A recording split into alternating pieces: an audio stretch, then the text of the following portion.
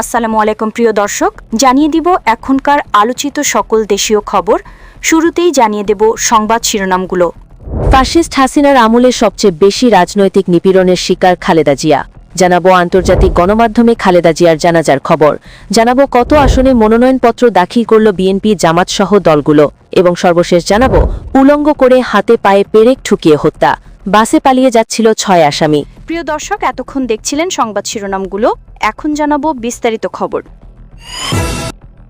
Fascist হাসিনার আমলে সবচেয়ে বেশি রাজনৈতিক নিপীড়নের শিকার খালেদা জিয়া।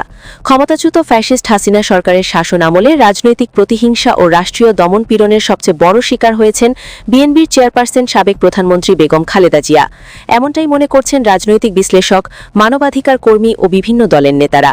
তাদের মতে আধুনিক বাংলাদেশের রাজনীতিতে কোনো সাবেক প্রধানমন্ত্রীকে এত দীর্ঘ সময় পরিকল্পিতভাবে নির্বাচনের মুখে পড়তে হয়নি। 2009 সালে আওয়ামী লীগ ক্ষমতায় আসার পর থেকে বেগম খালেদা জিয়াকে রাজনৈতিকভাবে কোণঠাসা করার প্রক্রিয়া শুরু হয়। একের পর এক মামলা, গ্রেপ্তারি পরোয়ানা ও আদালত নির্ভর হয়রানির মাধ্যমে তাকে রাজনীতি থেকে সরিয়ে দেওয়ার চেষ্টা চালানো হয় বলে অভিযোগ ওঠে। বিএনপির দাবি অনুযায়ী এসব মামলার অধিকাংশই ছিল মিথ্যা ও রাজনৈতিক উদ্দেশ্য প্রণোদিত। বেগম খালেদা জিয়া 2018 সালে কারাবন্দী করা হয়। গুরুতর অসুস্থতা সত্ত্বেও দীর্ঘ সময় তাকে কারাগারে রাখা হয়, যেখানে পর্যাপ্ত উন্নত চিকিৎসা না পাওয়ার অভিযোগ ছিল। হৃদরোগ, লিভার সিরোসিস, কিডনি জটিলতা, ডায়াবেটিস সহ একাধিক জটিল রোগে আক্রান্ত হলেও বিদেশি উন্নত চিকিৎসার অনুমতি দেওয়া হয়নি, যা মানবাধিকার লঙ্ঘনের একটি নির্মম দৃষ্টান্ত হিসেবে বিবেচিত হয়। কারামুক্তির পরও বেগম খালেদা জিয়াকে কার্যত গৃহবন্দী অবস্থায় রাখা হয়। তার রাজনৈতিক কর্মকাণ্ড, দলীয় নেতৃত্ব ও জনসংযোগ কঠোরভাবে নিয়ন্ত্রিত ছিল। একই সঙ্গে বিএনপির হাজারো নেতাকর্মী গ্রেপ্তার, মামলা, গুম ও নির্যাতনের শিকার হন বলে অভিযোগ ওঠে, যার মাধ্যমে পুরো বিরোধী রাজনীতিকে স্তব্ধ করে দেওয়ার চেষ্টা করা হয়। বিএনপি নেতারা বলছেন, ফ্যাসিস্ট হাসিনা সরকার বিচার ব্যবস্থাকে রাজনৈতিক হাতিয়ার হিসেবে ব্যবহার করে বেগম খালেদা জিয়াকে নির্বাচনী ও গণতান্ত্রিক প্রক্রিয়ার বাইরে রাখতে চেয়েছে। একজন সাবেক প্রধানমন্ত্রী ও দেশের জনপ্রিয় নেত্রীর প্রতি এমন আচরণ গণতন্ত্রের চরম অবমাননা। মানবাধিকার বিশ্লেষকদের মতে বেগম খালেদা জিয়ার উপর চালানো এই দমনপীড়ন বাংলাদেশের গণতান্ত্রিক ইতিহাসে এক ভয়াবহ ও লজ্জাকর অধ্যায়। তারা মনে করেন দীর্ঘদিনের শারীরিক ও মানসিক নির্যাতনই তার স্বাস্থ্যের অবনতিকে ত্বরান্বিত করেছে। আজ বেগম খালেদা জিয়াকে তার সমর্থকরা স্মরণ করছেন গণতন্ত্র, ভোটাধিকার ও মানুষের অধিকারের প্রতীক হিসেবে। তাদের ভাষায়, ফ্যাসিস্ট শাসনের বিরুদ্ধে আপোষহীন সংগ্রামের প্রতীক হয়েই বেগম খালেদা জিয়া ইতিহাসে চিরদিন স্মরণীয় হয়ে থাকবেন তিনি। আন্তর্জাতিক গণমাধ্যমে খালেদা জিয়ার জানাজার খবর। বাংলাদেশের সাবেক প্রধানমন্ত্রী খালেদা জিয়ার নামাজে জানাজায় লাখো মানুষ অংশ নিয়েছিলেন। দেশের গণমাধ্যমগুলো সেসব গুরুত্বের সঙ্গে প্রকাশ করেছে। একই সঙ্গে মুসলিম বিশ্বের স্মরণকালের বৃহৎ এই জানাজার খবর আন্তর্জাতিক গণমাধ্যমে প্রকাশিত হয়েছে। বুধবার 3টার দিকে জাতীয় সংসদ ভবনের দক্ষিণ প্লাজা ও মালিক মিয়া অ্যাভিনিউয়ে বিএনপির চেয়ারপারসন খালেদা জিয়ার নামাজে জানাজা হয়। পরে তাকে তার স্বামী ও সাবেক রাষ্ট্রপতি জিয়াউর রহমানের পাশে দাফন করা হয়। ব্রিটিশ গণমাধ্যম বিবিসি তাদের প্রতিবেদনে এসব খবর তুলে নিয়েছে।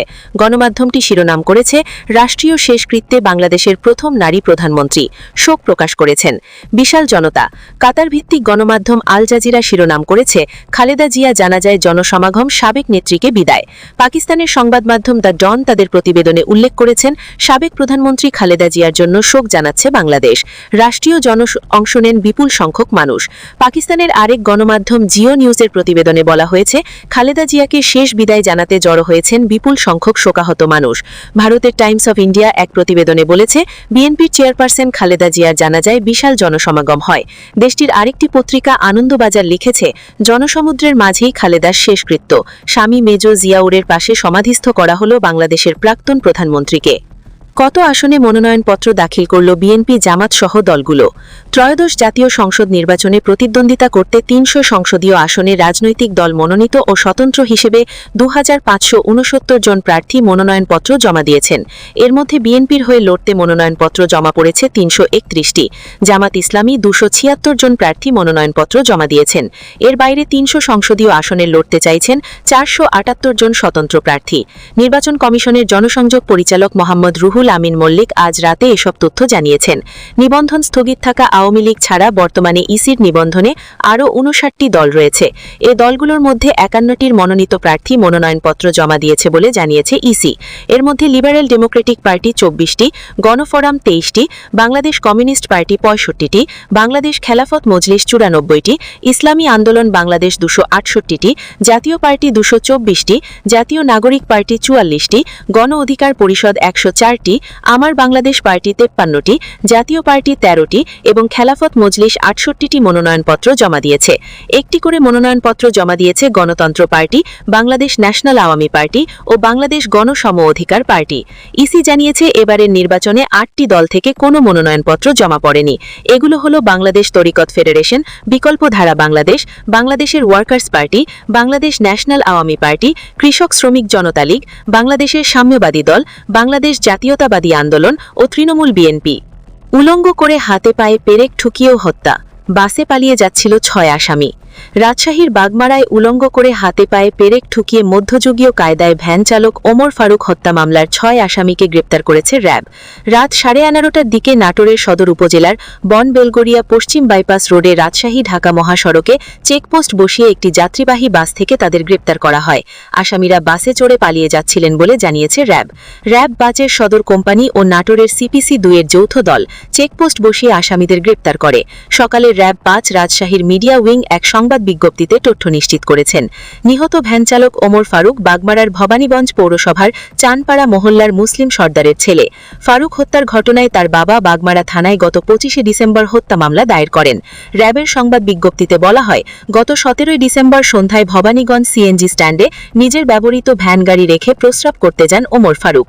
কিছুক্ষণ পর ফিরে এলে সিএনজির মালিক সমিতির সভাপতি ও সাধারণ সম্পাদকের নির্দেশে সেখানে উপস্থিত অন্য আসামিরা তাকে চোর সন্দেহে আটক করে।